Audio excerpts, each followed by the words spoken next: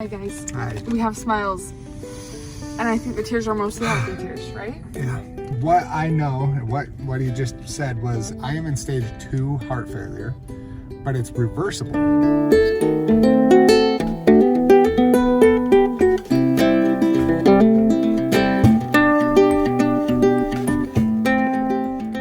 Right, today's the day, man. This has been quite the road. And really, hopefully today is the actual day that like everything comes to an end, especially like testing wise. So I'm really curious to see what the doctor says. Results that we could see from yesterday's test from the MRI, the cardiac MRI, there are some issues. So I'm just really curious of what he's gonna say and what we can do to reverse everything that's going on. So really excited. As you can tell, I'm a little bit nervous as well. So I also just want to like take a second and thank everyone. I can't believe all of the messages and the love and the money and just all the love that you guys have shown.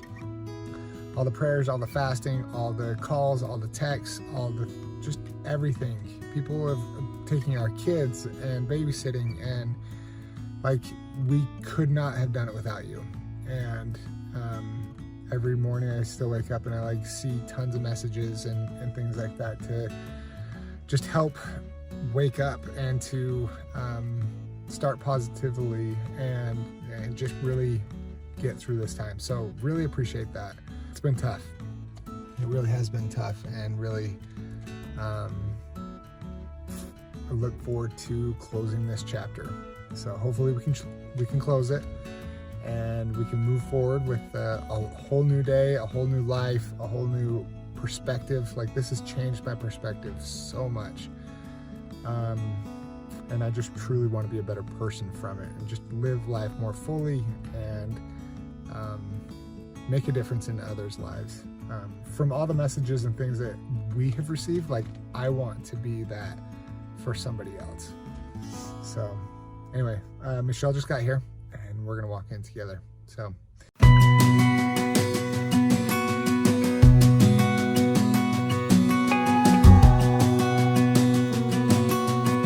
guys. Hi. We have smiles. And I think the tears are mostly happy tears, right? Yeah. We go in there and the doctor's like, hold on. And he sticks his head out and he's like, oh good, I have lots of tissues. 2 boxes of tissues. Literally the words he says before you go into your heart failure meeting.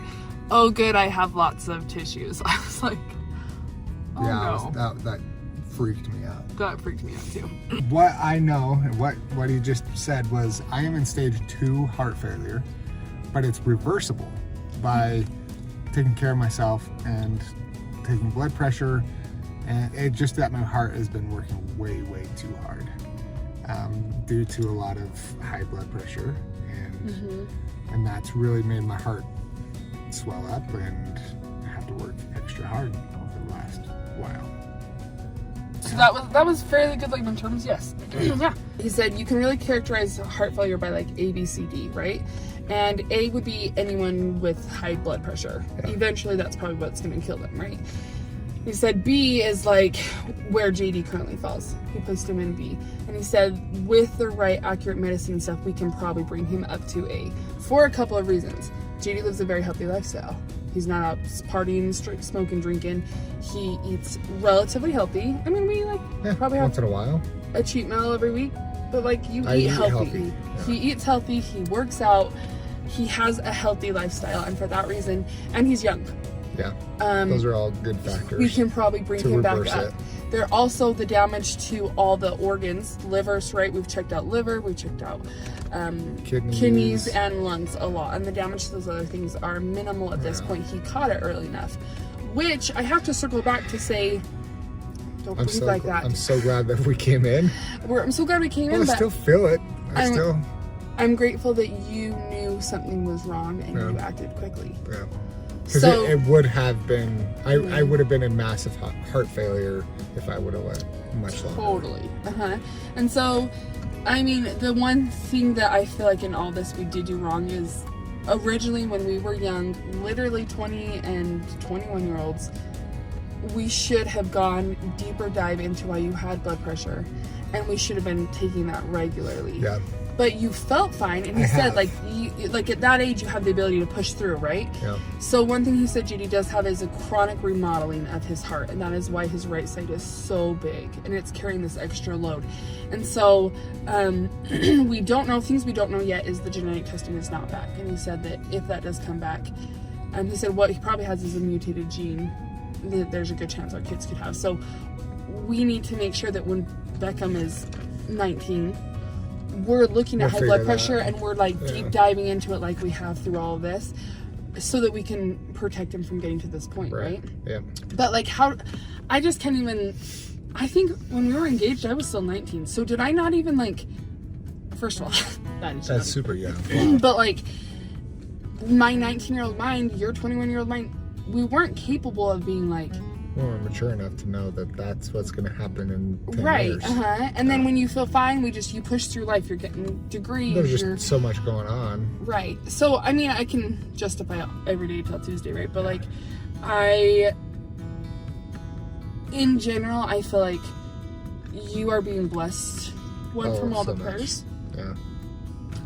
And love from so many people, but also like, because of this healthy lifestyle you're living, like, your heart failure journey will look like a fairly normal life. Yeah.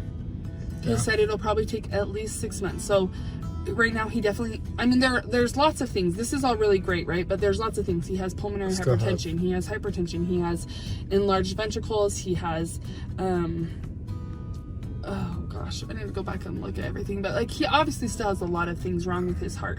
But it's all reversible. Yes. With care. And we don't know. We will never know. Did COVID cause this? Did the COVID vaccine cause this? That question has been asked a million times. And I don't blame you. It's been in our mind. Yeah. But we won't ever know. Is that what like flared this up? I mean, it could have been. It could have really uncovered something and made it so that this was more permanent, right? Right. It's like, it's kind of like how, you know, people live with diabetes until some event brings it out, right? We don't know. We're choosing not to deep dive into that at this point because it doesn't help and it breeds a lot of hate. And hate is not something we have time for. No. Like, no, so another worrisome thing that we're still watching and we'll have to get further EKGs on is the inverted T wave. So that's obviously the thing that causes the sudden death that I was super emotional a couple vlogs ago about. But that's still there, obviously. We're gonna do more labs, so we meet again in a couple weeks. We'll do more labs at that point. I mean, our journey is far from over. But this was good news. This was good news. Needed to hear. It was good news that they didn't find a hole in his heart. They didn't find clogged arteries. They didn't find all of this like major things. Massive right? heart failure. Just minor. Just minor heart failure. See something in minor heart failure. And for some reason, that feels like such a win. It is. I never thought if you had told me at 31 years old, my husband being in minor heart failure would have made me feel this happy. I would have like lost it. Yeah. I feel a sense of relief.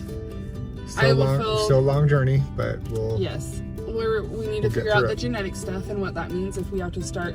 So I asked him specifically, I said, if this comes back that is genetic, do I need to get all my children in? And he said, yes. Yeah. Not like, oh, maybe. It was like, yes. Yeah, definitely. This thing didn't change our lives before, and so this news doesn't necessarily change it now. Like, we have to keep living every day to our absolute fullest. Because he said, yes, that T-wave inversion would mean you would just drop over dead. But he's like, has anybody in your family dropped over dead? Not yet. Like, no, but we'd like to not be the first. Yes. And then he's like, you probably have a greater risk of driving a car and dying than of your T-wave. Right. So as of right now, he's not interested in like inserting a defibrillator in his chest or anything. Yep. Down the road, possibly. That's totally a possibility for the if it's continued to be. But right now, that's not something we need to pursue, and that's not something we need to worry about. And then I've noticed through this experience that I can't change the past and I can't change the future. And it really is that like meditation thing where you have to just sit in the moment. And in this moment, I say we celebrate. And in this moment, I feel joy and I feel gratitude for the prayers. Yeah. Like, I feel like we've seen a miracle, right? We have. Like as he was doing that first, well, I guess the second, after the EKGs, that first echocardiogram and the stress tests and all that, it was very apparent that all those doctors were like, Freak. Like, yeah. This is not good. Right. And they get, there's like more and more people in there. And at one point there's like, we're all in there and flip over to image so-and-so and look for and has he had a blood clot? And no. And I'm like, what is wrong? Yeah, that was a lot. And I feel like it's strictly through prayers that we have been buoyed up to get this far. Yeah. But also like that we received such great news. Thanks for coming along with the journey. It's not over, but we'll keep you updated and continue to try to be a light and a source of information for anybody that sees our vlogs. And yeah. And a reminder that we can do hard things. Yep. I think that's like needs to be the new motto of our family. Even from something as big as heart failure down to the little things of like watching our kids learn to handle their emotions and deal with friends. And you know what I mean? Like in life, all of us are going to experience such hard things, but we can do them. Yep. Right? Yep. On a scale of 1 to 10, I have been on the phone for hours. I realize that's not how the scales work, but that's how it feels. I literally came home from the doctor's at like 1 and have pretty much been on the phone since, which is good. We are very loved, and I'm trying to find the right way. Like, unfortunately, we haven't posted anything on social media yet. Not unfortunately, I just don't want to keep, like all of you guys that love JD so much, waiting. But I also feel like there's so many people we need to let know in person. That is a very exhausting task. My throat like really genuinely hurts. But not as bad as my heart hurt the last 2 weeks. So I'm gonna just go with it and be grateful. So it looks like little number 10 is bowed up and it's coach pitch. So I get to watch both my boys. And I feel like I look at JD differently now. A little more love. I mean, I've always loved him. But a little more, he's a treasure. And I know it.